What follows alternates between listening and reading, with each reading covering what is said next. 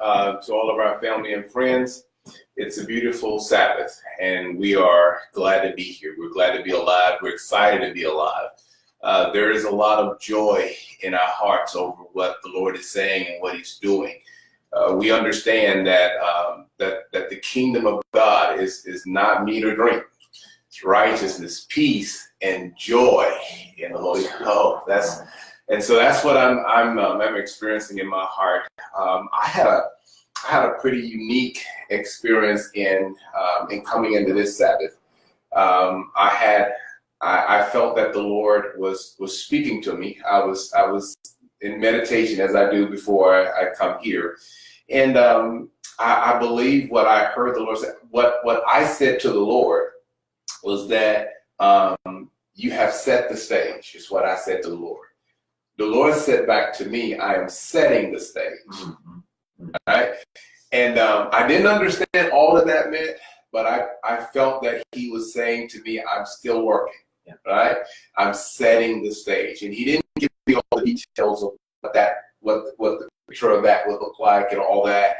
But it had something to do with what we're teaching and what others are teaching also across the world right now, what's going on globally. But specifically to our experience, that He is giving us to release is setting the stage. It's preparing for the bigger picture, I would say.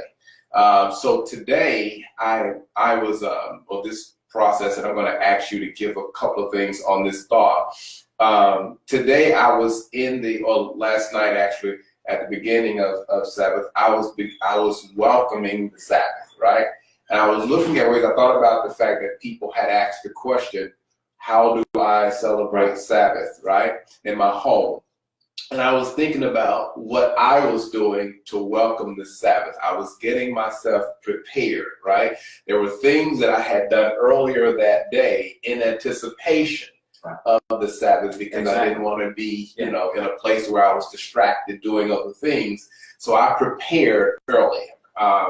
I'm a person that loves to clean, right? I love to clean, and so I'm always cleaning and always organizing. But I didn't want to be doing that when the Sabbath came, because I wanted to be at a place of rest. I wanted to be at a place where I experienced His holiness and His blessedness in the purest form possible, right? So there are other things that I'm sure you could suggest that people would do as they welcome the Sabbath.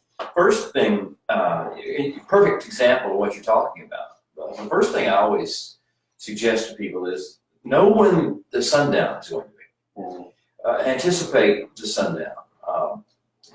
You can find it online as to what sundown is in your area, in Texarkana in particular, like we are now, where you may be watching from at this time.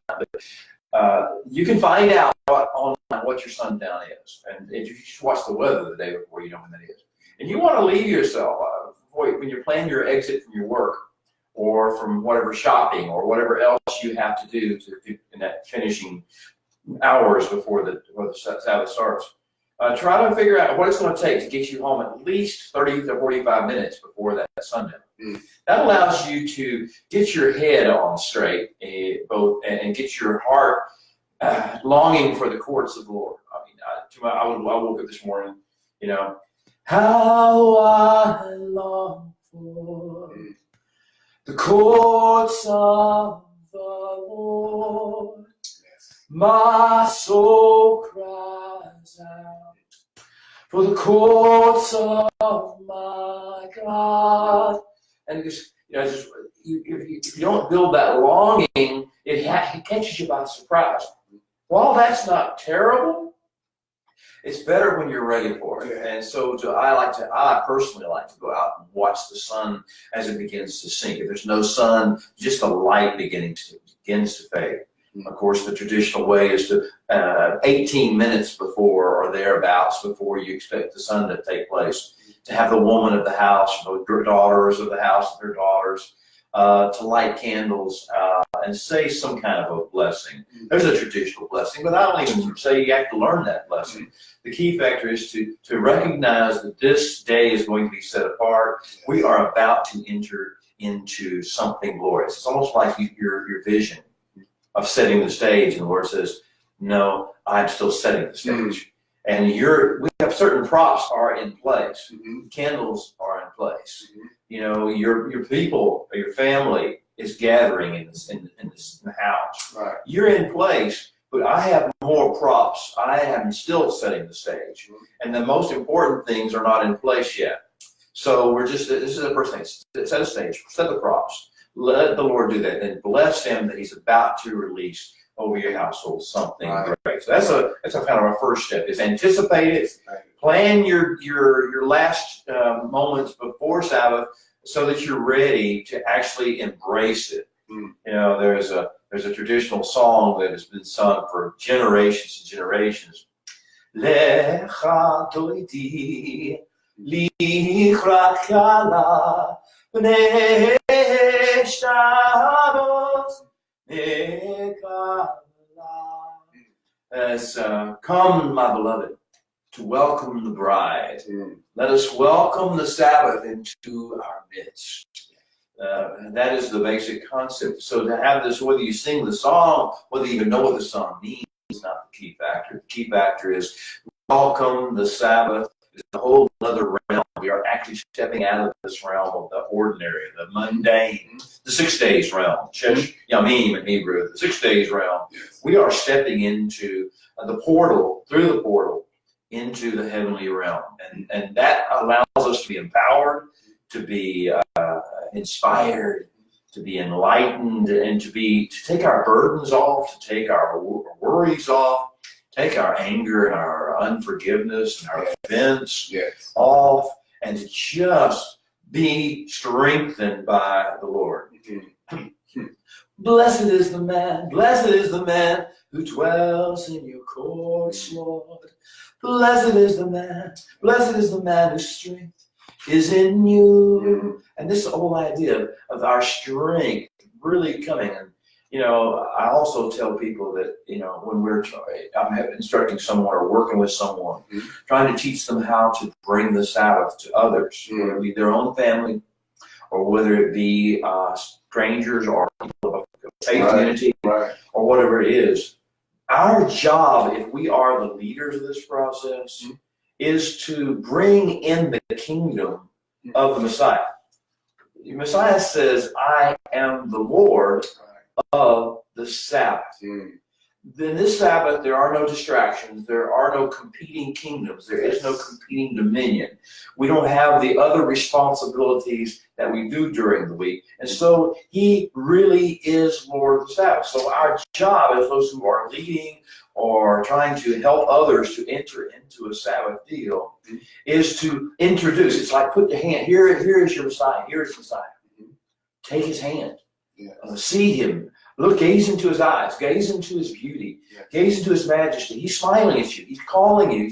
He's drawing you into his presence. He wants to visit with you. Don't be distracted by the things around you. The most important thing you can do on this entering into the Sabbath is to rest and draw strength from your Messiah. Rest in and draw strength from the Messiah. And Yeshua in his identity is the fullness of what Messiah is. That doesn't mean he replaces the Sabbath or the Messiah. He doesn't replace that. He becomes all that it is designed to be, and then draws us into it. So, if you have one quote rule or one quote drive or objective with regard to Sabbath, it is to embrace the Messiah in person and in a way that is personal and intimate and beautiful. And if we don't do that, all the rest of the stuff we do on the Sabbath will be good, it'll be healthy, it'll be strengthening, but it won't reach the fulfillment. So we need to have those divine encounters. I love the fact that you had this conversation with him yesterday. And you said you set the table, you set the stage. And he says, "Oh, I'm still setting." I'm still setting. And that's the kind of encounter. It's just an example, obviously, of what we're talking about. That's the kind of encounter with the Yeshua, with Messiah, that we're seeking to have, and that Sabbath is designed for us to have. We should never walk out of Sabbath tired. We should never walk out of Sabbath frustrated. We should never walk out of Sabbath anger, because we have reconnected with the Messiah. You say, "Oh, well, I can do that any day of the week." except for the fact that you're bound up with all sorts of other obstacles and challenges the rest of the week. It doesn't mean he's not wanting to see you every day of the week, or talk to you every day, or bless you every day of the week. The problem is you've got work, you've got family, you've got responsibilities, you have other things you have to get done. The laundry, I mean, you're a cleaner, you understand that. You iron your clothes, and this process of these things have to be done. And therefore, even though he would love to meet with you, you can't fully devote yourself except on the Sabbath. That's the deal. That makes so much sense, and it fits. So one of the things that we were talking about was the environment, right? When we were talking about the circumcision, coming from this prophetic word, the effect will yield a similar environment to that which surrounds the time of Israel's circumcision. And we were talking how important environment is, right? The environment was really important for yielding this context that we're actually looking and pulling this meditation from for these prophetic words. But when you were talking, or as you were speaking about the Sabbath, I thought about the environment, right? And how Sabbath actually purified my home environment. My wife and I have been coming home every week, and there has been communication between us of things that have taken place on the job. We're sometimes verbalizing our frustration with that whole process. And, and they're just things that we do, even our personal things, things that we talk about. And so it's like the Sabbath gives us an opportunity to have our environment purified from all of the contaminants that we've brought in through whatever, interactions and exposures we've had through the job, in the marketplace, grocery stores, whatever. But now we have an opportunity here, right, to allow Abba to restore our environment to a place of holiness and blessedness, peace, shalom, right? And when we have that environment, that I work in a field where we study behavior, right? And one of the things that we understood in the de-escalation process, so that we can adequately take care of our patients, we needed to get those patients to a place to where they were de-escalated from the time they enter our doors to the time we got ready to serve whatever their needs were. And we found that certain things worked, certain smells, certain colors, right? Certain sounds, atmospheres, certain temperatures. And so we learned to put all those things in place so that that person have a good experience when they come into our environment. Setting the stage. Abba sets the stage for us to come into Sabbath. We welcome Sabbath, but he is the stage setter. We cooperate with him, but he is the stage setter. He is perfect at making sure that the right environment exists for you and your family to really experience Sabbath the way you should. Correct? Well, certainly, and let me kind of set the stage or the environment of a traditional Sabbath era Shabbat, the evening before the Sabbath or of the Sabbath, when the sun goes down and you begin to. The stage is really like a stage. It's not so formal as we think about. It just happens in the house, and the idea is to create in the house the environment, reproduce the environment of heaven, the courts of the King. On earth in your house with your family. So the first thing is, like I mentioned earlier, than the sundown is the lighting of the candles. Now what you have is you have candlelight. Okay. Now most of our houses don't have candlelight every day, and so there's a sense of the release of these two candles side by side. Remember and cherish. The candles actually are for the two instructions that were given in Exodus 20. Verse 8. I can't remember the number of the verse, but I think it's 20, verse 8, and it says, "Remember and keep, remember and cherish, remember and so these two things. One is to remember what God has done in creation, the issue of what He has created in life, and then to cherish His holiness and the holiness of His day. And so the candlelight is the first stage. It is the first prop. It is the first environment shifter of that process. And then the next thing you have is that everyone dresses the husband of the house, the father of the house, or the male, will put on his tallit, his prayer shawl, and he'll dress, and you put on this garment. This garment is warm, but it's beautiful, and it takes you to a different realm.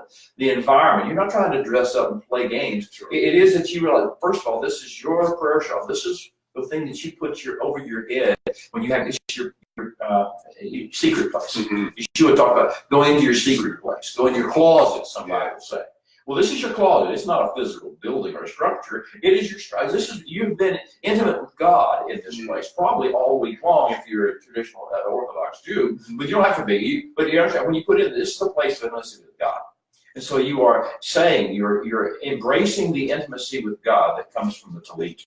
Yes. And I don't mean it comes magically from the tallit. It comes from, this is what this is for. This is the purpose of this process. So the second level of your environment shifting after the candlelight is to, and the blessing that goes with the candlelight comes what garment you put on. Be careful. This is not a time to slouch around. It's not a time to wear your worst. As a matter of fact, one of the songs that I mentioned, the Lachadodi song, the Welcome, my beloved, to welcome the bride, one of the phrases is, put on your finest garments, O Jerusalem, O Israel. In other words, it doesn't mean you have to wear suits and ties and go down. It just means actually realize this is a special day. You're in a special place with a special king.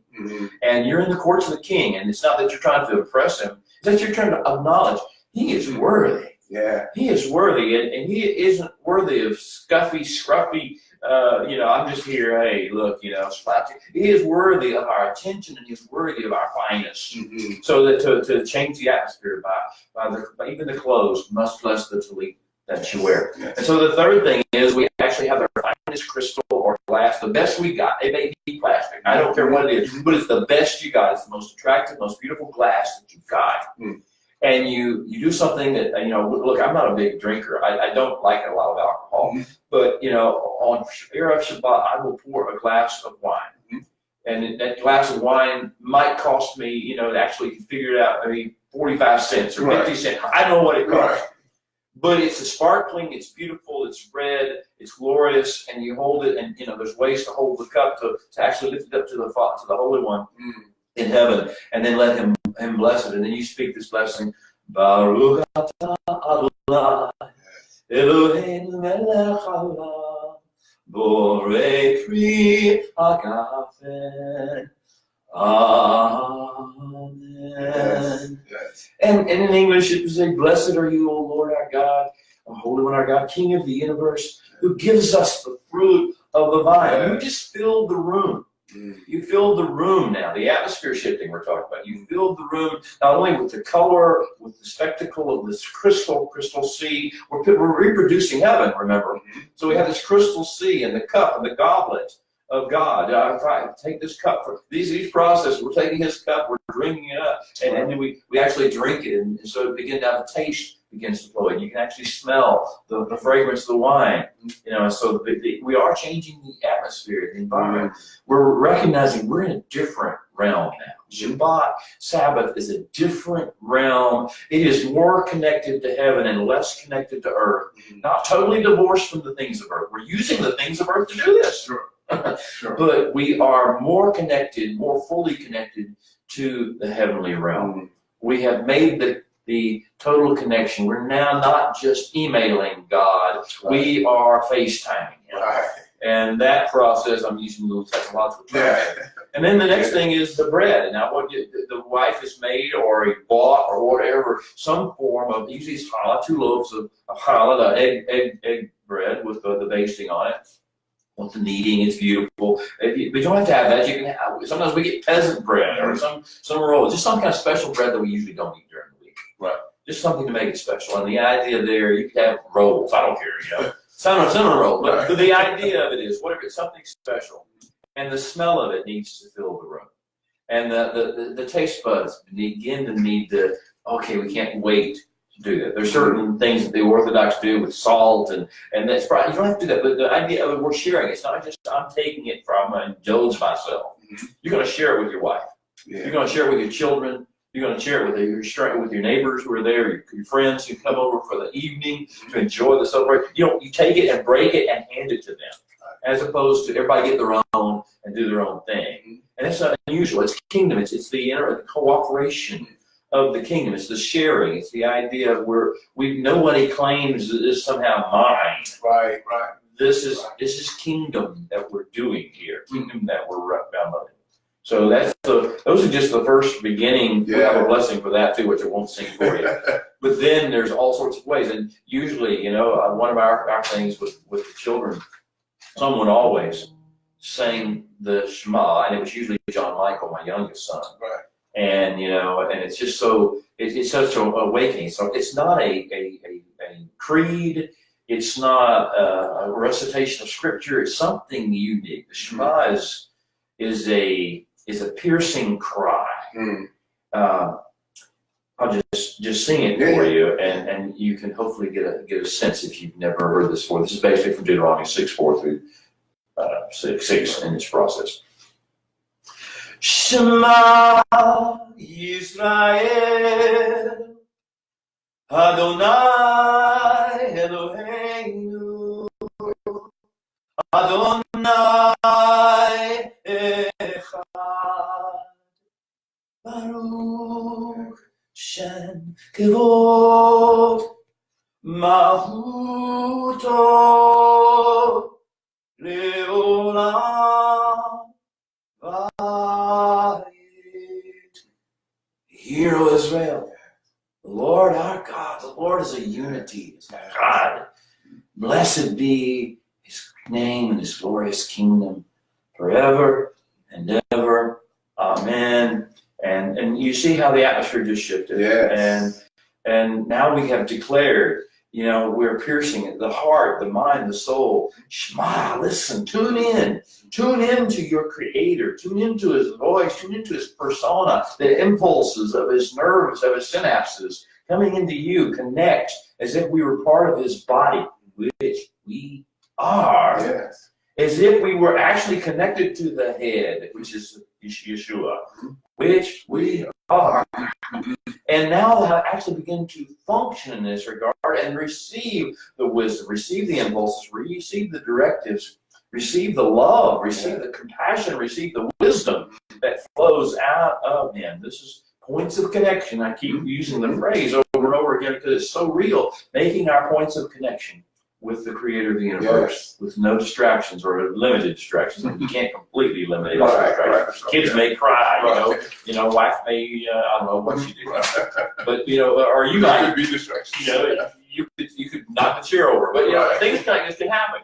But it doesn't stop because the wholeness of the environment is beautiful. So creating the environment, reproducing heaven's environment is most important. Setting the stage, the props, the smells, the scents, the flavors, the sounds, the colors. This is the part of the process here. So you've got that point right. What I normally do, and I'm gonna invite you all to do that, is when I get nuggets like this, when I get information like this that will help me to move further along in this process, I take notes. I pull my notes out right there in the experience just to follow back up until I'm used to the particular process. I'm inviting you to go back over these posts and pull your notes and look at what probably is introduced and look at what we're talking about in terms of Sabbath. I felt that this was necessary to share with you the importance of welcoming the Sabbath. When we were talking about setting the environment, a couple of things came to mind. One of the things that came to my mind is the renewing of the mind, right? Because Sabbath gives us an opportunity to transform, right? We're in that transformation type environment to where we yield easily to the transforming at that point. It's natural. Yes. Perfect. Yes. It feels like it's just the way we were created to be. Yes, and that a lot of the resistance is not there. A lot of those competing factors is no longer there or not as strong as they usually are throughout the week. And so I thought about the circumcision of the flesh and how when we first started talking about it, we talked about taking off and putting on, right? taking off and putting on. And so what my mind came to was Sabbath reminds me of the encounter that we saw of God standing in a particular place, experiencing God a particular way, and God says, take off your shoes, right? The ground you're standing on is holy. And so I look at Sabbath as that type of ground, that type of encounter, that experience to where I move naturally to take things off. I've been taking things off in preparation and in an attempt to welcome the Sabbath, but because I want to wear the Sabbath, I want to put on Sabbath now. So I'm taking my shoes off because I want to fully experience this moment. I want to fully experience this encounter with Abba. And I don't just want to experience it religiously or traditionally. I want to experience it with purpose, right? I want to come away from this impact by him, by his presence, by his beauty and glory. And then I want to go forth from that experience imparting and influencing my sphere of influence for the rest of this week. I want to now impart that kingdom environment into all the different processes and things of that nature that I will encounter throughout my week. So it's not just that moment. It doesn't end, right? We carry it with us, I believe. Well, if you look at the environment, because you use the scripture, about Joshua, yes, and about Moses, both these processes were situations where the creator of the universe spoke to his chosen man and said to him, take off your shoes or your sandals, because the ground upon which you are standing is holy ground. Kadosh. It is Adamah Kadosh. Kadosh is what we call holy. Adamah is ground or earth. And so we have this Adamah Kadosh. Well, when we get to the Sabbath, the first thing he says about the Sabbath, and he blessed the Sabbath, it's on Genesis chapter 2, first part, chapter 2. When he blessed the Sabbath and he made it Kadosh. And so these two are connected. Every time he told Moses or when he told Joshua to take off your shoes, take off something, right, and acknowledge the holiness of where you're in. Well, so it is with Sabbath. Take off whatever you're carrying, whatever you are touching the earth with, which is your sandals and the process in your physical realm. But it's your head, it's your thoughts, it's your mind. Take off that which you're touching this earth with, and acknowledge you have just entered into this holy realm. And as you enter this holy realm, the issue becomes, why are you here? Yes. And what is the purpose of this encounter with the holy realm? Whether it be the mountain of Sinai or the place outside of Jericho where it happened with Joshua, or with the Sabbath that we have every week. What is the purpose? Well, if you look at Moses, what happened as a result of the encounter where he was told to take off your shoes, that you're set on holy ground? He was commissioned for the rest of his life. He was totally changed and transformed and sent into his people, to the nations, and to us in this generation. Yes. I mean, all that call that took place in those moments of holiness continues to this generation. We still are absorbed in Moshe's revelation, revelation. And it still changes us every week, every year as we read it, every moment that we live. But for the time that God spent and what he did with Moses, we wouldn't have any of the stuff that we have now. Now, with regard to Joshua, what happened with regard to Joshua? Okay, so he enters this holy realm, and he is told to take off his sandals, and he really recognizes the holiness, as we are going to do on Shabbat. What happened after Joshua did this? Wow, okay, now this bigger stage is where he is given the strategy to be able to actually infiltrate the world. The nations in particular, the land of Canaan, the city of Jericho, and beyond, and beyond, and beyond, and beyond, because all that Israel has ever been has been the strategic beachhead of the kingdom invasion. And so he is being opened, the doors are opening, and the strategies are being downloaded and commissioning is taking place for Joshua to become, who was talking to him, the captain of the hosts of the Lord. What did he become? The captain of the hosts of the Lord. He was receiving that commission, like almost a military commission, but more of a spiritual level of commission, and he was giving it for the future. So this is not about just having a few good moments, although they are wonderful moments.